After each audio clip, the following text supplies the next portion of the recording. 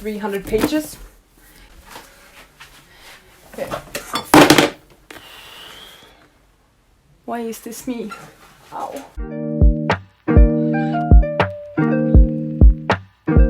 So here's the deal. I'm not the most excited about the books that I read this month, but I read them, so I'm sure as hell I'm gonna make a video out of this. Hi friends, welcome back to my channel. It's now the end of the month and soon it will be May, so I thought it's the perfect time for me to do my April wrap-up. Basically, a time for me to talk about the books I read or tried to read in April. I'm gonna be honest, April hasn't really been the best reading month for me. It hasn't been bad. I'm still reading like a surprising amount of books. They just haven't been the best books or like the most enjoyable books. They haven't been bad books, but I'm longing for that like 5-star book that will just grip me and make me feel again. That's what I'm off, and I haven't had it this month. I just want to mention first that it's still the month of April. It's currently April 28th. So there are like 2 or 3 days left of this month, so there is still time for me to finish some books. But I have sort of included some books in my stats, but not in the rating. Officially, I read 7 books so far this month. Unofficially, I read 10. If I count the ones I'm currently reading, and think I will finish this month. According to my stats, I read 4 adult books and 6 young adult books this month. If we look at format, 4 of those books were physical books, 1 book was an ebook, and 5 books were audiobooks. If we look at genre, 5 out of the books were fantasies, which is always fun, especially since I haven't been reading that much fantasy in these last few months. 2 out of the books have been contemporaries, 1 book was a historical book, and 2 books were non-fiction. Like, hey, I'm reading non-fiction this month. If we look at rating, and once again, these are the books that I've actually completed, the books that I have rated. 1 book was a 2-star, 4 books were 3 stars, and 2 books were 4 stars. Okay, so the sun is setting. The light will most likely change a lot throughout this video. We're just gonna have to deal, okay? Let's just start talking about the books that I read in April. The first book I picked up was Siege and Storm by Leigh Bardugo, and this book I actually read for like a little 24-hour readathon that I did myself, so I read this book within 24 hours. I'm very happy I did that. I'm also very happy about the fact that I actually enjoyed this book, because this book is the second book in the Shadow and Bone series, so it's the sequel to Shadow and Bone. I felt kind of meh about Shadow and Bone. It wasn't bad, but I just wanted more. I wanted more excitement, more action, more character development. I wanted more of stuff. And also, I didn't find myself like getting attached to any of the characters. I didn't really care. But in Siege and Storm, I met Nikolai, and oh boy did I fall. I'm officially a Nikolai stan. I love Nikolai. He brought so much like just personality and sass and attitude and confidence and cockiness. Nikolai is great. We stan Nikolai in this household. I don't care about Mal. I don't care about the Darkling. All I care about is Nikolai. Nikolai is where it's at. I actually really enjoy this book. It's a YA fantasy where we're following Alina, where she's still trying to figure out her newfound power and how to use it and what to do with it and who to trust and things like that. So yeah, YA fantasy, Nikolai is great, 4 stars. Following that, I picked up Ruin and Rising, which is the 3rd and final book in the Shadow and Bone trilogy. I have so mixed feelings about this book in particular because of reasons, okay? It wasn't really anything wrong with it for the first 300 pages or so, but like the last 50 pages of the book were awful. I despised them. They were awful. I couldn't take it. I kept rolling my eyes. I was reading it like... and like I had to close it, put it aside, take a breath, read it again, and like... I did enjoy it at first. I wasn't sure if I was gonna give it a 3 or a 4 star because I did sort of enjoy it. But those last 50 pages of the book, like the ending, the finale of the entire trilogy, they were not good. It was such a cheap and easy and lazy way of getting out. I get that it's a YA and that perhaps the stakes are not that high. But when your entire series is about the main character gaining more power and trying to outpower the villain of the book, you can't just go back to, oh, but at least they had love. or something like the series was about power and strength and magic, and like the last 50 pages reduced that to just being, oh, all you need is love. And I've seen more people mention this in their reviews and stuff, that each book sort of feels like a build-up, and then that like the climax of the build-up never really happens. The entire series is a freaking build-up, and also there was less Nikolai in this. The last 50 pages made me want to give this 2 stars, but since I was considering giving it 4 stars, I ended up giving it 3 stars. I was diplomatic, okay, that was very good of me. I'm still thinking about giving this 2 stars. Like every time I think of this book and how this series ended, I get mad. I might put this down to 2 stars just because I'm freaking upset. But at least I finished the series before the show came out. And the show is great, by the way. I'm already rewatching it. I loved it so much. The casting is great, the settings are beautiful, the music is stunning. After my Shadow and Bone adventure, I listened to the audiobook of Crave by Tracy Wolff. And yes, this is basically Twilight, but instead of being published in 2012 or 2011, it was published in 2020, which is still really weird for me. It's like your typical paranormal romance with vampires, and it was published in 2020?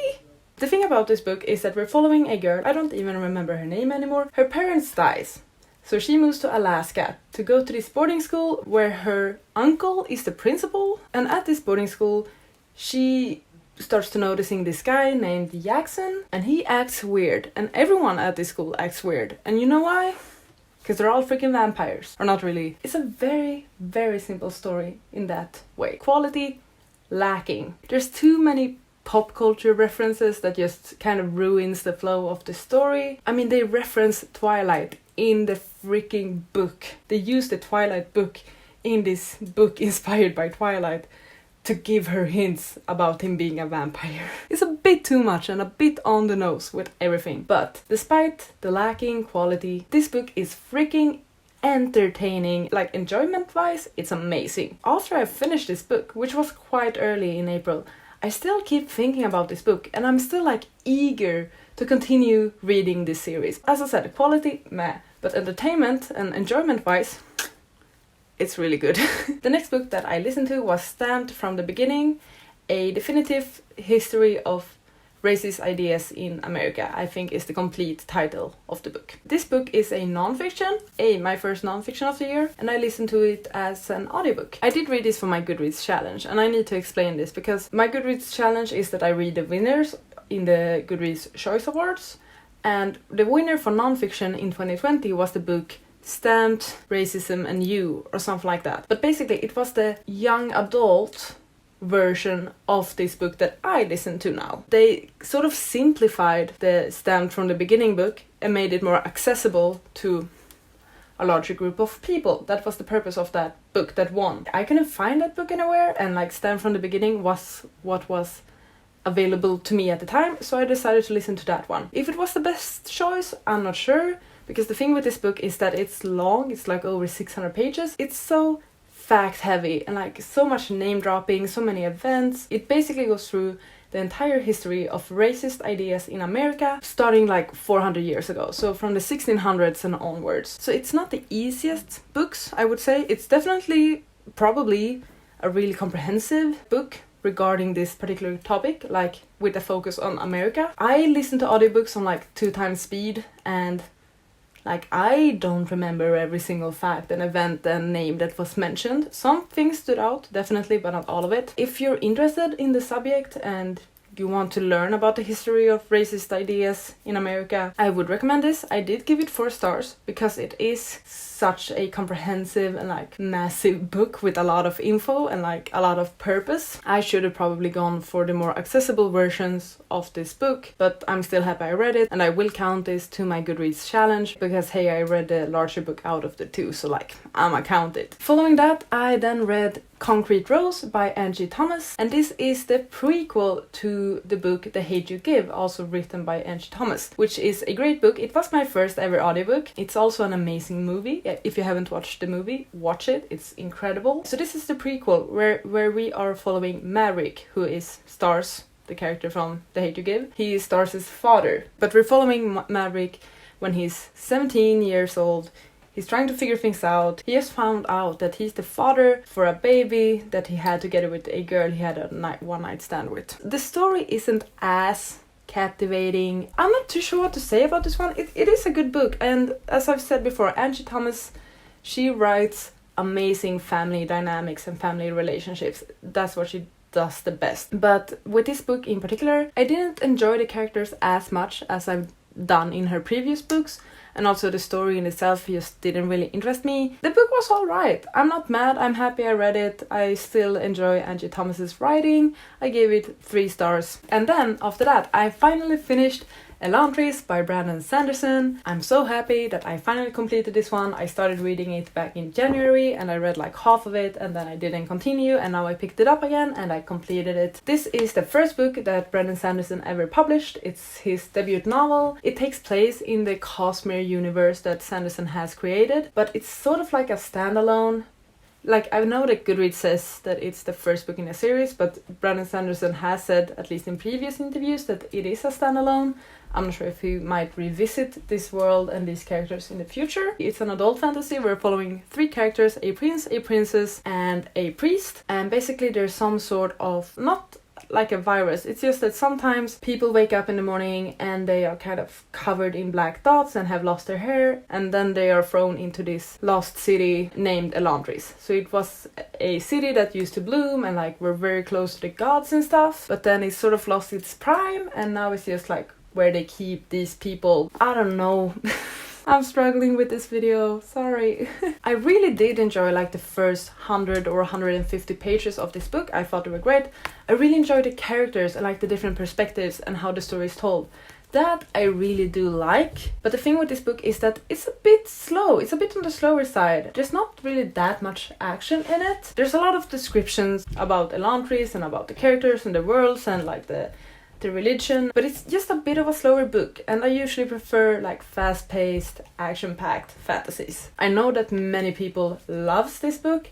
Many believes it to be very underrated, which I can completely understand. I am happy I read this one. I give it 3 stars, and I'm excited to continue with Sanderson's works. So the next book that I listened to as an audiobook is The Paper Girl of Paris by, I believe her name was Jordan Taylor. I only picked up this audiobook because it's taking place in France and I needed a book for France for my Eurovision-a-thon. So it's a historical YA. We're following this girl. Her grandmother just passed and her grandma had an apartment in Paris that no one knew about.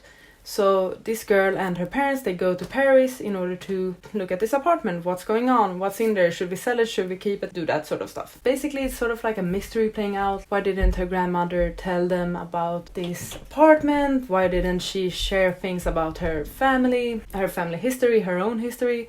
Things like that. This book didn't impress me. There's like 3 or 4 main plots. We have the mystery with the grandmother and the grandmother's sisters back during World War II, what was going on then. We also have a love story playing out between the main character and the boy she meets in France. We have like some family issues going on with the main character and her parents because her mom is going through some things. These subplots, or these plots, they don't really go together that well, and like they are not really bridged together. It's sort of like, it's a bit clunky, a bit, I don't know, like the romance plot suddenly distracts from the mystery plot. I didn't particularly enjoy the mystery aspect because like there wasn't really a mystery, and like the family issues going on, I was not a fan.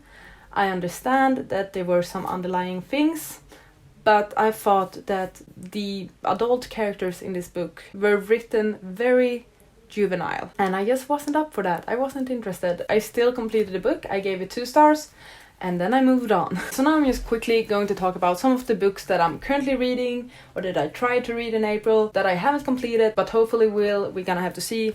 First out is Gumio, Wicked Fox by Kat Show. I picked this book because it's actually a book that I featured in my first ever haul. I wanted to feel accomplished and be able to say that I read every single book that I hauled in my first haul. And this was the final book on that list, so that's why I'm reading it.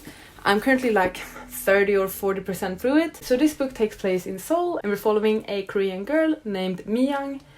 and she is half human, half gumio. And she accidentally crosses paths with this guy named, what's his name? Yihun. My idea of this book were that it would sort of be like a mystery that she's trying to hide, that she's a gumio, kind of like your typical vampire story, but like reversed, that she's trying to hide that she's a gumio, and that she actually wants to drink his energy, as gumios do. Because a gumio is a Korean mythical character that has 9 tails and eats livers and drinks energy and has a bead of energy. I wanted there to be a mystery, or at least I thought it would be, and also I thought that it would perhaps read a bit like a K-drama, and I love my K-dramas. It's not though, it's very flat, it's very simple.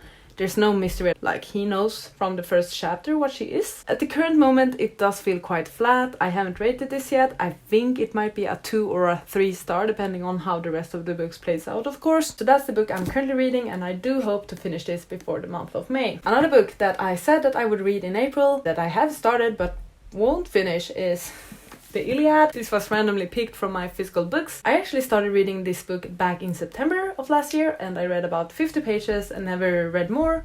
And now when I picked it up again, I decided to restart, and I reread it, and now I'm at like 60 pages in. So not really that much of a difference. I do plan on reading this sometimes soon in the future. I really do want to read this one. I've loved this edition of the books. I want to know the story, I want to understand the characters.